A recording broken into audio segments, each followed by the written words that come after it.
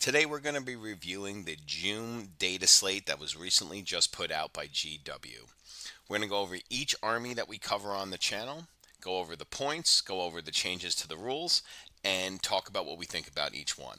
So first off, we're going to start with the Tau Empire, and I want to start with the changes to the army rule first because this has been the most significant change to the armies that we play on the channel here. And the biggest change is to the army rule itself for the greater good. So the way the greater good used to work was you would pick one unit to be a spotter and another unit to be guided into the enemy unit by that spotter. It was a one-on-one symbiotic relationship. Once you guided with a unit, it could no longer guide for any other unit, and itself was not guided. And only the unit that targeted the observed unit would get the buff to its ballistic skill. They have made a pretty significant change here in that all of the observer units make an observation, and then anytime a guided unit targets an observed unit, they are going to get the buff to their ballistic skill. They also removed the split fire rule, which personally is a very, very big deal because that's something that a lot of people did not like is the split fire rule. So while you won't pay a -1 penalty if you target something that is not the guided unit, but it doesn't say anything about split firing between two guided units. So in a lot of ways, this is definitely an improvement because now you're going to be able to set a bunch of observations, and then anytime your units attack one of those observed units, they're going to get this buff. They can also split fire between two observed units to get the buffs on both of those units. If they do split fire or only target a unit that hasn't been spotted, there will be no change. The rule will not be affected. So this obviously, just reading it on its face, clearly makes units that guide way better. That includes the stealth suits. The stealth suits now are going to be able to push that reroll hit rolls of 1 and reroll wound rolls of 1 way further out. So you're going to get way more units that are going to be able to target more of the stealth suits guided units, which is really, really good. That means, we can make it so that our entire army is getting rerolls of hit rolls of 1 and wound rolls of 1 as long as they're targeting the observations from the stealth suits. So that's a pretty good change. I'm fairly happy with this change. Now you don't have to set up these like pairs of units to work together. You can kind of just do all your observations, marker light those units, and then kind of just fire away at them. So that's going to make Tau shooting way more efficient. It's going to make the for the greater good rule just that much easier to use. I think this is definitely a quality of life change for newer players. Is it the biggest change in the world? Not really. But it's kind of what was expected based on some of the leaks that we heard. So I like that they got rid of the split fire rule. I like that you're going to get more utility out of your stealth suits.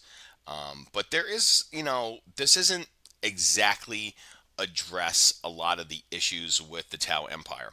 So we're going to move on because a couple other things change, and that includes Caillune. So Caillune has changed to while you're in battle round 3 and onward, you get sustained hits 1. And if you're guided, rather than get sustained hits 2, you're just going to ignore any modifiers to ballistic skill and the hit roll. I don't like this change. I understand they felt a need to do something because it's now going to be so easy for your entire army to get sustained hits 2. But Caillune is probably one of the better detachments, and it's definitely been downgraded with this change. Again, it probably needed to happen to balance out being able to set up those guides for way more units. But, Tower already struggling and with, I feel, a lack of attacks in a lot of their weapons. Not only a lack of attack, especially with the crisis suits since they nerfed them in the beginning of 10th edition, but also with every other unit. I mean, we don't get a lot of attacks anymore, and they did nothing here to improve some of the strength characteristics of our weapons, so we're still struggling against certain profiles. And now we're going to get even less attacks because we're now not going to get that sustained hits too. I think this is a fairly big nerf. I get that you're going to get some bonuses with Caillune, and they had to kind of make a change, but you know, I wish they would have just gotten rid of the round restrictions already. The round restrictions are just kind of ridiculous. I think that the round restrictions needed to go. If they would have gotten rid of the round restrictions, I would be perfectly fine with this change. But the fact that we're still only getting this for really 2 turns, because it's really only turns 3 and 4. Turn 5, I mean, if you have anything left that's going to benefit from sustained hits too, I mean, good on you. But I find it hard to have any army left that's functionally still shooting in round 5. So, this is a pretty big tax on Tau already. So I'm not the biggest fan of this change simply because they kept the round restrictions and then kind of nerfed it because they improved the army rule. Other than that, most of the changes here are just essentially adding a guided unit because they no longer have those dynamic pairs when you're talking about the for the greater good ability. The Fireside team did get a change, so each time a model in this unit makes an attack that targets a spotted unit, you can re-roll the hit roll, so they're going to get free hit rolls there. And then the Pathfinder team, each time this model makes an attack that targets their spotted unit, improve the ballistic skill by 1. So essentially what they did was, rather than the Pathfinders being able to guide 2 units, because now that doesn't matter, they can now spot their own unit and target it. So they basically are their own observers or their own guiders, or their own observer unit, and going to be able to shoot and get the for the greater good ability on their own. So they don't need to be guided by anyone else. They can self-guide. Yeah. Other than that, most of the change has just been to put the letter A in front of guided here because of the change here. So now let's go look at the points here for the Tau Empire. And the first thing that jumps off the bat here is the stealth suit units. Again, 20 points per 3. It does make sense because now you're going to be able to get their buff on a lot more units. So putting up the 3-man to 20 points makes sense. I know personally I run 3 stealth suit units in each of my lists, so all of my lists went up 60 points, so we're going to have to account for that there. They also bumped up the Crute Carnivore Squad, the 20-man, to 10 points. I think that's more for other detachments like the Aux Cadre and even the Crute Hunting Pack. Not really, I don't really play the Crute Hunting Pack, so, and I don't normally take the 20-man carnivores unless I'm trying to jail, which I never do. So this change doesn't really affect me as much as the stealth suits do, but this will definitely be a change. Again, I think you had to do it. 20 points seems okay. It might be a tad high just because you're going to now have people gunning for these units big time because they're really going to help our army hum along with all those rerolls. So, again, go back and watch some of my videos on how to work your stealth suits. I think that putting only one out to observe at a time is more relevant than ever now that these guys are going to be hold their weight in gold in each of these in each of your games.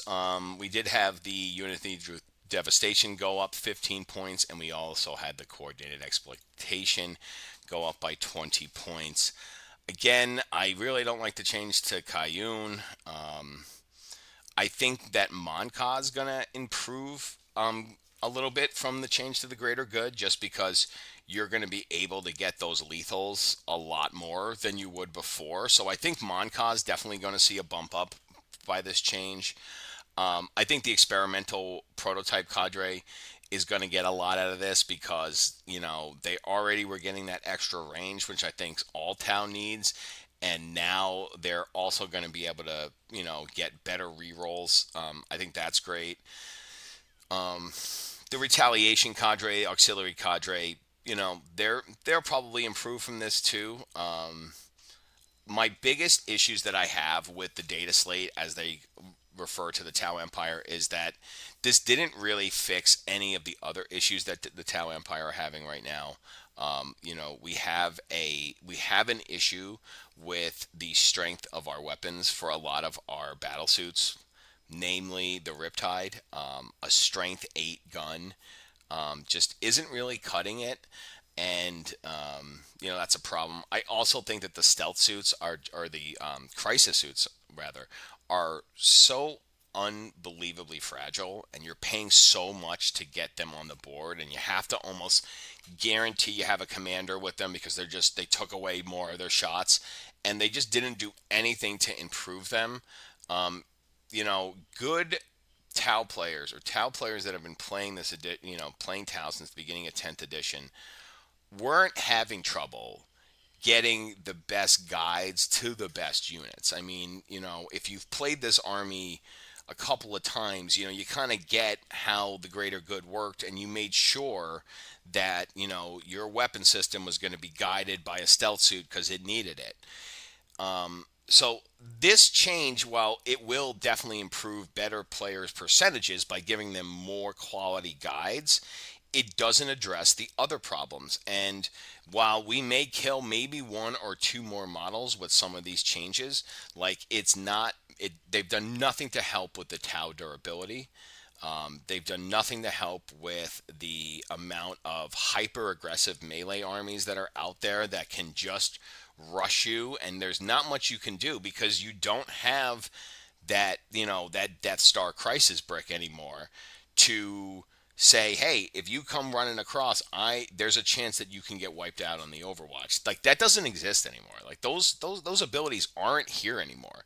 We don't have that big Death Star unit, which is fine, but we also don't have any way to mitigate these hyper aggressive melee armies. If we can't point and click them off the board and they get into our lines, our crisis suits are gone. I've never had a crisis suit survive like more than a turn and a half. Like, you bring your Sunforge down, you maybe take out their thing, and then the next turn those Sunforges are gone.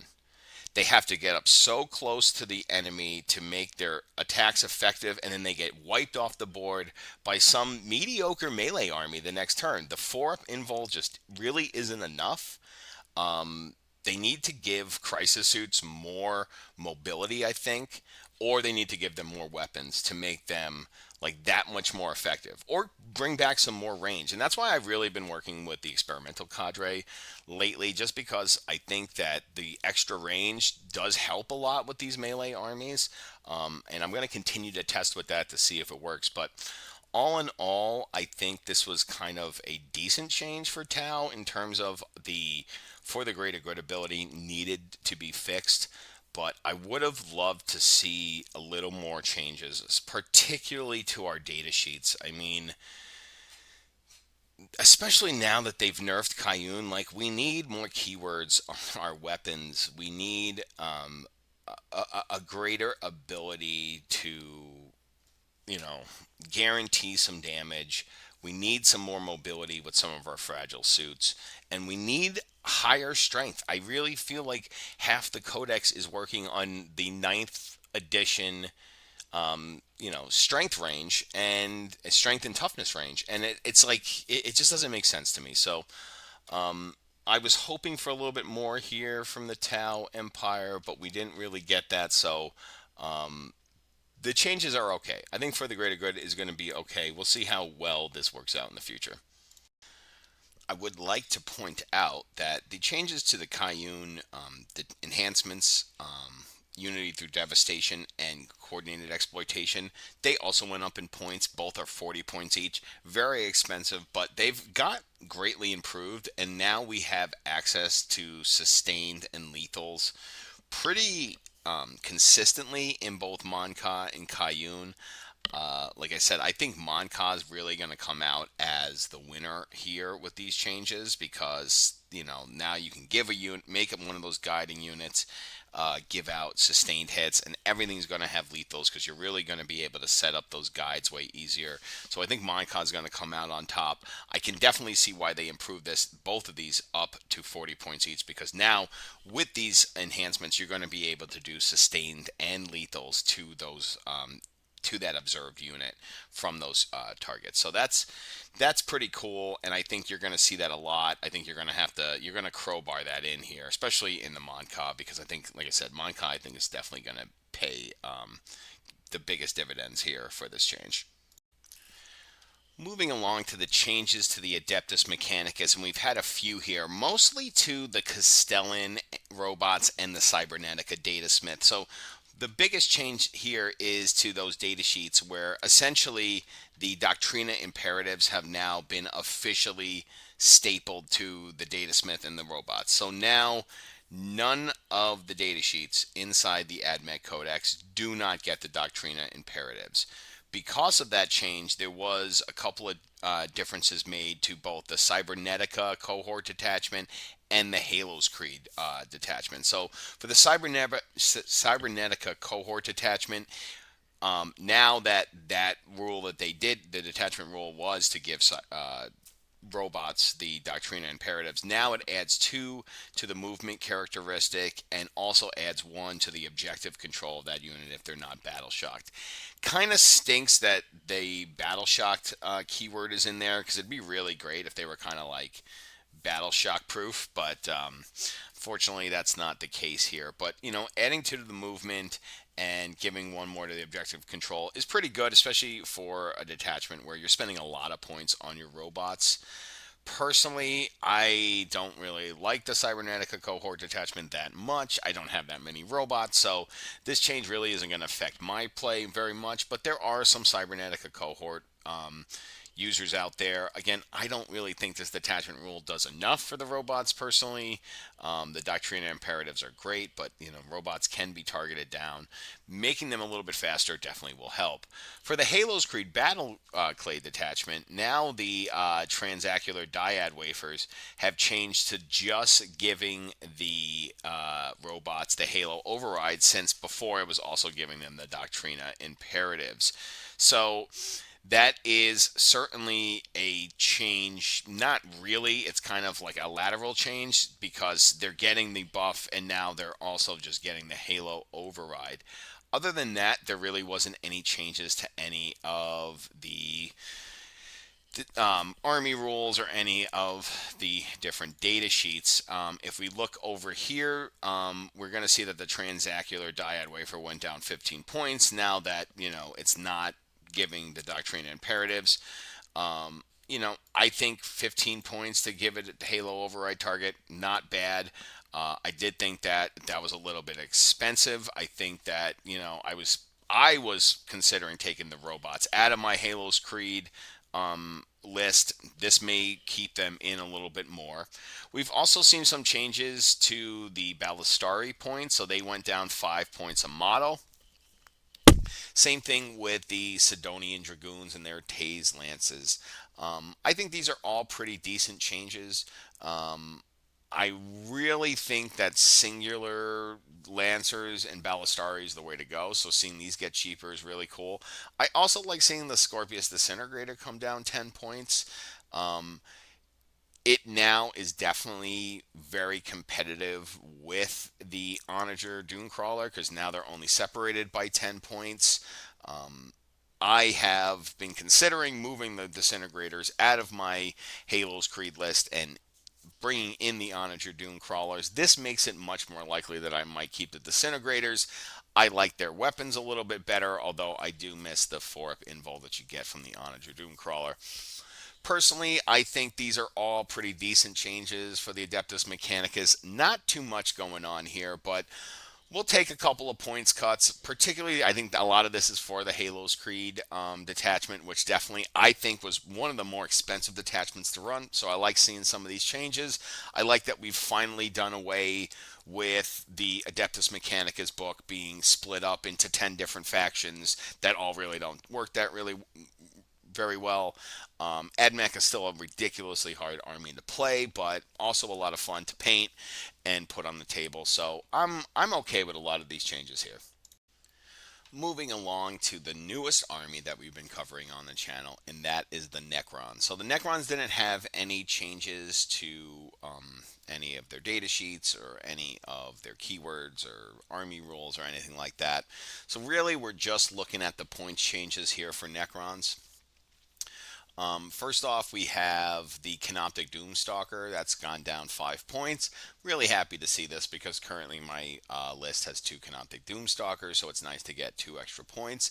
I also like seeing the rates come down, as my list does have a unit of 6 rates. So rates are going to come down 5 for 3, 10 for 6. Death Marks, another unit that I'm running in my current list, down 5 points for 60, 10 for 10. Pretty good change there. Death marks are nice, kind of like back of your deployment zone unit, or a unit that's kind of hanging out on the flanks, waiting for units to come in from deep strike or strategic reserve. Illuminor Xeris is coming down 10 points, which Illuminor Xeris is a very popular character for the Necron, so a lot of Necron players are going to be happy. I don't personally have one in my collection yet, but I do hope to get one shortly. We are going to see a bump to the Locust Heavy, or the Locust Destroyers. The models of one are going to go up 5 to 40 points. This makes a lot of sense. I've played a couple of games against a local player who's been working on a competitive Necron list, and he runs singular models of Locust Destroyers, kind of to just have a lot of board presence and units to do a lot of actions and things of that nature. So I get, it's definitely a cool strategy to have like these little units that can go everywhere. I could see why the points went up on this, because it's definitely a strategy of Necrons to kind of like maybe put a big warrior brick in your face or the Silent King, and then have all these other little units around the board doing actions, scoring, and possibly providing some firepower as well. The Plasmancer is going to come down 5 points. A lot of people have been have been singing the praises of the Plasmancer, so it's kind of interesting to see that come down 5 points. Scorpec Lord has gone up 10 points, and again, I think a lot of that is because of things. The same reason why the singular Locust Destroyer has been going up is that a lot of players have been running singular Locust Scorpec Lords. The Scorpec Lord is quite impressive. There's a lot of things you can do with them in a lot of different detachments, particularly Awakened Dynasty. So having multiple Scorpec Lords singular that you can kind of run on the board and then resurrect, or bring back, especially in the Awakened Dynasty, you can bring back an infantry character, which the Scorpec Lord is.